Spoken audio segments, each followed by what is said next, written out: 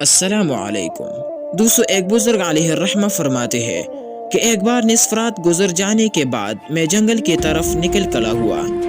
راستے میں نے دیکھا کہ 4 آدمی ایک جنازہ اٹھائے جا رہے ہیں۔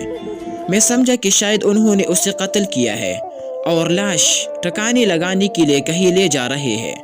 جب وہ میرے نزدیک آئے تو میں نے ہمت کر کے ان سے پوچھا، اللہ کا جو حق تم پر ہے اس کو سامنے رکھتے ہوئے میرے سوال کا جواب دو۔ کیا تم نے خود اسے قتل کیا ہے یا کسی اور نے؟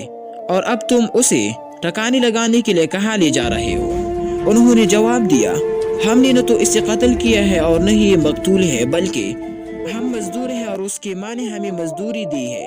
وہ اس کے قبر کے پاس ہمارا انتظار کر رہی ہے، آؤ تم بھی ہمارے ساتھ آ جاؤ۔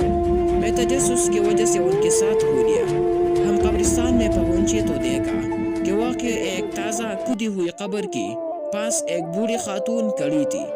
میں ان کے قریب گیا اور پوچھا، اماں جان، آپ اپنے بیٹی کے جنازے کو دن کے وقت یہاں کیوں نہیں لائے تاکہ اور لوگ بھی اس کی کفن و دفن میں شریک ہو جاتے؟ انہوں نے کہا، یہ جنازہ میرے لخت جگر کا ہے۔ میرا یہ بیٹا بڑا شرابی اور گناہ گار تھا، ہر وقت شراب کی نشے اور گناہ کے دلدل میں غرق رہتا تھا۔ جب اس کی موت کا وقت قریب آیا تو اس نے مجھے بلا کر 3 چیزوں کی وصیت کی۔ نمبر 1، جب میں مر جاؤں تو میری گردن میں رسی ڈال کر گھر کے ارد گرد گھسیٹنا اور لوگوں کو کہنا کہ گناہ گاروں نافرمانوں کی یہی سزا ہوتی ہے۔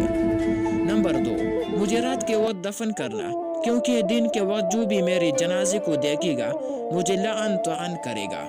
نمبر 3، جب مجھے قبر میں رکھنے لگو تو میرے ساتھ اپنا ایک سفید بال بھی رکھ دینا، کیونکہ اللہ سفید بالوں سے حیا فرماتا ہے، ہو سکتا ہے کہ وہ مجھے اس کی وجہ سے عذاب سے بچا لے۔ جب یہ فوت ہو گیا تو میں نے اس کی پہلی وصیت کے مطابق جب میں نے اس کے گلے میں رسی ڈالی اور اسے گھسیٹنے لگی تو ہاتف غیبی سی آواز آئی، اے بڑیا، اسے یوں مت گھسیٹو، اللہ نے اسے اپنے گناہوں پر شرمندگی کی وجہ سے معاف فرما دیا ہے۔ جب میں نے اس بوڑھی عورت کی یہ بات سنی تو میں اس جنازے کے پاس گیا، اس پر نماز جنازہ پڑھی، پھر اسے قبر میں دفن کر دیا۔ میں نے اس کی بوڑھی ماں کے سر کا ایک سفید بال بھی اس کے ساتھ قبر میں رکھ دیا۔ اس کام سے فارغ ہو کر جب ہم اس کی قبر کو بند کرنے لگے تو اس کے جسم میں حرکت پیدا ہوئی اور اس نے اپنا ہاتھ کفن سے باہر نکال کر بلند کیا اور آنکھیں کھول دیے۔ میں یہ دیکھ کر گھبرا گیا، لیکن اس نے ہمیں مخاطب کر کے مسکراتے ہوئے کہا، اے شیخ، ہمارا رب بڑا غفور و رحیم ہے، وہ احسان کرنے والوں کو بھی بخش دیتا ہے اور گنہگاروں کو بھی معاف فرما دیتا ہے۔ یہ کہہ کر اس نے ہمیشہ کے لیے آنکھیں بند کر لیے۔ ہم سب نے مل کر اس کی قبر کو بند کر دیا اور اس پر مٹی درست کر کے واپس آ گئے۔